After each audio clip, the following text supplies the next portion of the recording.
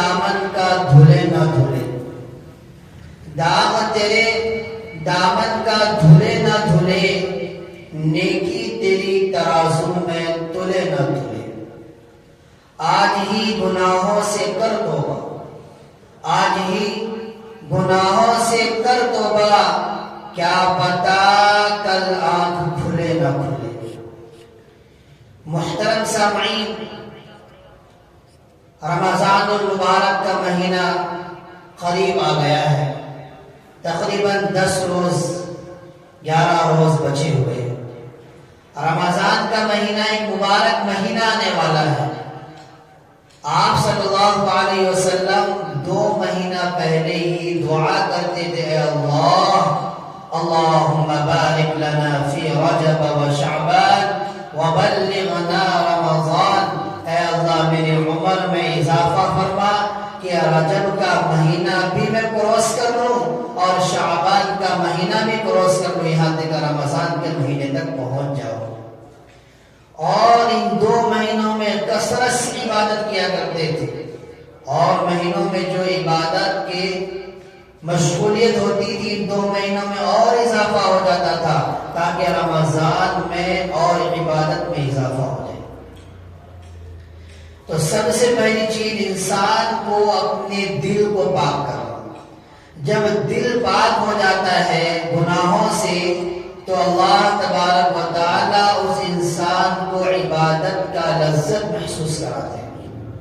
اسی لیے آپ حضرات کے سامنے ہم نے آیت کریمہ پڑھی، یا ایھا الذین آمنوا توبوا الی اللہ توبۃ نصوحا، اے ایمان والو اللہ سے معافی تلافی کرو جیسے کہ نصوح نے توبہ کیا۔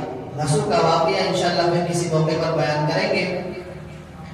عسیٰ ربکم، امید ہے کہ تمہارا رب ان یکفر عنکم سیئاتکم، تمہارے گناہوں کو مٹا دے، وَيُدْخِلَكُمْ جَنَّاتٍ تَجْرِي مِن تَحْتِهَا الْأَنْهَارُ، اور وہ تم کو جنت میں داخل کر دے۔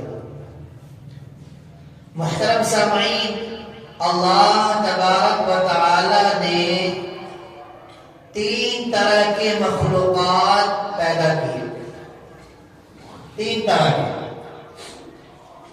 جن سے حساب و کتاب ہوگا اور جنت و جہنم کا فیصلہ کیا جائے گا۔ ایک مخلوق وہ ہے جس کو ہم فرشتہ ملائکہ کے نام سے موسوم کرتے ہیں، ملائکہ کہتے ہیں۔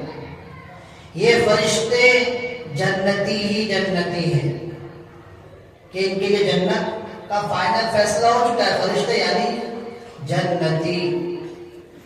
اور دوسری مخلوق وہ ہے جو جہنمی ہی جہنمی ہے، جسے ہم شیاطین ابلیس کے نام سے موسوم کرتے ہیں، ابلیس کہتے ہیں، شیاطین کہتے ہیں کہ ان کے لیے جہنم مقدر کر دیا گیا ہے۔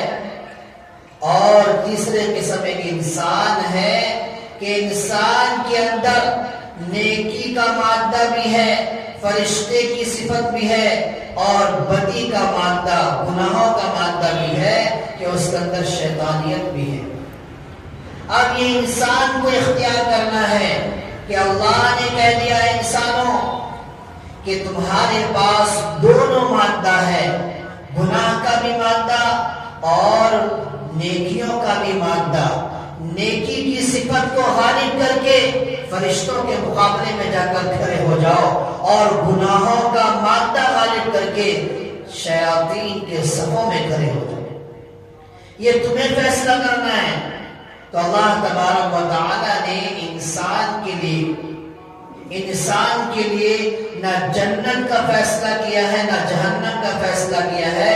اللہ نے کہا اے انسانوں اب تمہارے ہاتھ میں ہے کہ تمہیں کس کا فیصلہ کرنا ہے، اپنے آپ کو جنتی بنانا ہے یا اپنے آپ کو جہنمی بنانا ہے۔ تو میرے بھائیوں، ہر انسان جس کو اللہ تبارک و تعالی نے عقل شعور دیا ہے، اپنے آپ کو یہ سمجھتا ہے کہ میں صحیح سالم انسان ہوں، اللہ نے مجھے عقل دیا ہے، وہ انسان یہی چاہتا ہے کہ میں دنیا سے جاؤں تو جنت میں جاؤں۔ کہاں جاؤں؟ میں دنیا سے جاؤں تو جنت میں جاؤں۔ کوئی بھی جہنم میں جانا چاہتا نہیں ہے۔ اللہ تبارک و تعالی ہم